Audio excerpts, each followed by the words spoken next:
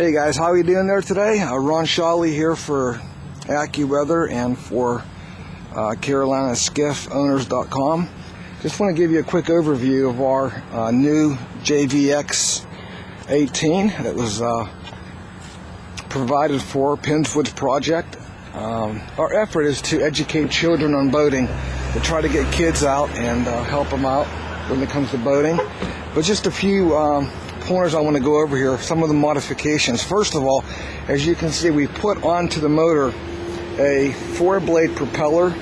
Reason being, with the 3-blade, we weren't getting enough torque to get the boat up on plane when we had 3 or 4 children in the boat.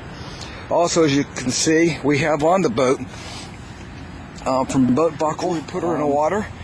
As you can see, we have the rod holders that were from Ram, and we have our binny top that was provided by TaylorMade Products. On the trailer, we have some modifications here. When the boat dealer gave us the trailer, the boat was sitting really low in the front, and thanks to Easy Loader, they sent us the right equipment to solve the problem.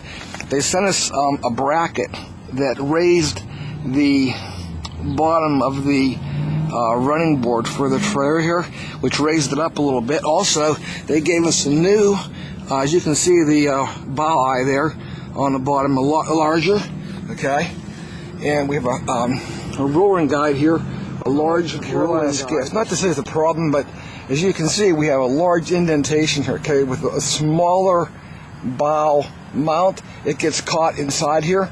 So what we've had to do, a couple of things. One, we got a larger bow roll up front, and when we launched the boat, we're launching the boat more level with the trailer. If it's a steeper launch, well then of course it's going to go in steeper, and then it does get caught up in here. But with the large roller, it doesn't hang up here like it used to, okay? One more feature I want to show you real quick. We have the Minn Kota Power Drive V255 thrust. Works fantastic, absolutely phenomenal. The Go Light, I strongly recommend the Go Light for anybody who's going out fishing or just boating, recreational boating, because it works really, really good. Has a cover on it. The Go Light, the beam on it, it's just tonight if I get a chance, I'll turn it on and show you the beam, how it works. But it's remote control. I can be behind the helm, and remotely I can turn the light anywhere I want, vertical, horizontal, left, right, up, down, whatever. But it's a great investment for your boat. We have included what I like to call, and a lot of guys have said, oh my gosh, these are nothing more than a backup lights for a trailer, and that's absolutely right. We've taken the trailer lights, okay, the LED lights, and we've stacked 2 on each side, which provides ample lighting at nighttime if the kids are fishing in the boat. Okay. We have our green LED light. We have our Shakespeare VHF and our AM/FM antennas. Yeah, here are my friends. At least they're out to visit me today. Now we're on board the Carolina Skiff. I want to go over a few more onboard features that we installed here. The first thing we incorporated was the Cytex GPS fish finder. It has a lot of good capabilities. There are things on this GPS, well really it's a GPS tracker, or a plotter. Cytex, I absolutely encourage everyone to check them out online. Hey guys, what's up, huh? Carolina Skiff here. It comes incorporated with we have 2 Livewells, as you can see. And again, I'm going to talk about the Livewell a little bit. This is an insulated Livewell. You can see the sides of the Livewell around it, so the poor fish, when they're swimming, they don't slam head on and into the side. That being around it, you can see they just kind of navigate right around that corner, and it doesn't hurt them. They come with an aeration device as well, which we don't have installed. We have a water filter for the gas tank right back here. You can see it.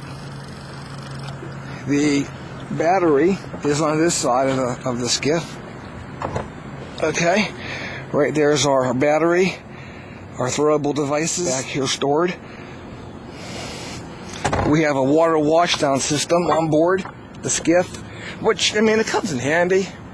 If, you know, the kids are out, you're out fishing hard and you got a lot of fish in the boat or whatever, you know, I mean, it's a really good thing to have the water washdown, and then you could wash the boat down, you know, even before loading it under. We have the rod holders right here in the console. Also, this is kind of neat. We have again, from our friends at Ram, this is a cup holder, okay?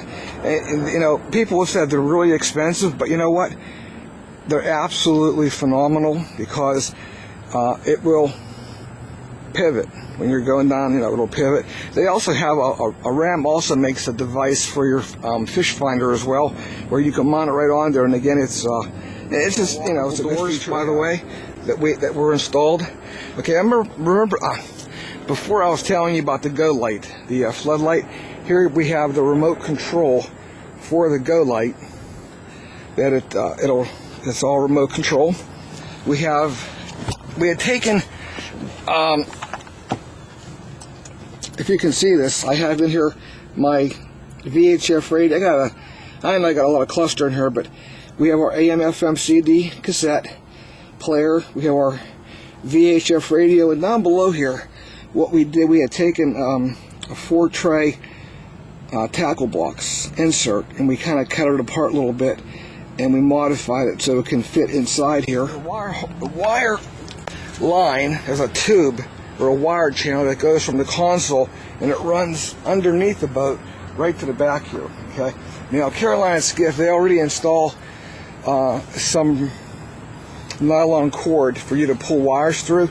Well, what I ended up doing, because it really is tight, I ended up taking a metal snake and snaking the snake through, and it was a lot easier to accommodate the wires that way. Moving along on our video of additions to the Carolina Skiff from Premise, this is what I recommend, and a lot of the children who are boating across the country that are involved in Penswood's project have already purchased a Premise stove.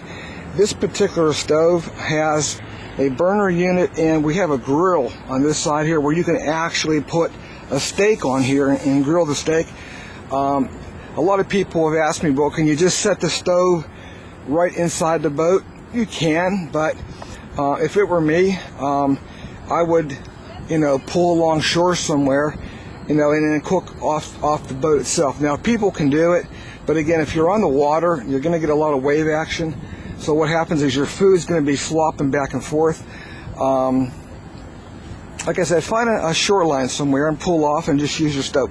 Again, it works off of propane, your portable propane tank. It's easy to clean. Check out Premise at Premise. Students have called and asked us about the binny top. Now, they make a T-top, okay? It's preference. I would love to have a T-top on here, but again, taking children into consideration, we are taking special needs and handicapped children out boating. So for the shade element and for rain, the binny tops are. This is our secondary Livewell, which, as you'll see, is used as our storage container for our food. Now, again, there's a lever here, okay, right here. Make sure, guys, if you're out in a boat, just make sure that's turned off. Otherwise, when you turn on your Livewell to give it water, you'll be feeding water to the front Livewell as well. So you want to make sure that's turned off. Otherwise, your food is going to get all wet, or whatever you're storing will get wet. I don't have the downriggers on today, but the mounts are here from Canon for the downrigger. I'm trying to discover a better way of anchoring my base. The two outside bolts are anchored by bolts. The two inside bolts are nothing more than lag bolts that are lagged in. Reason being, it's extremely difficult to get to that part of the boat from up underneath, because you have the Livewells molded in, so you almost need to have a contortionist to, you know, put a nut on a bolt from that side.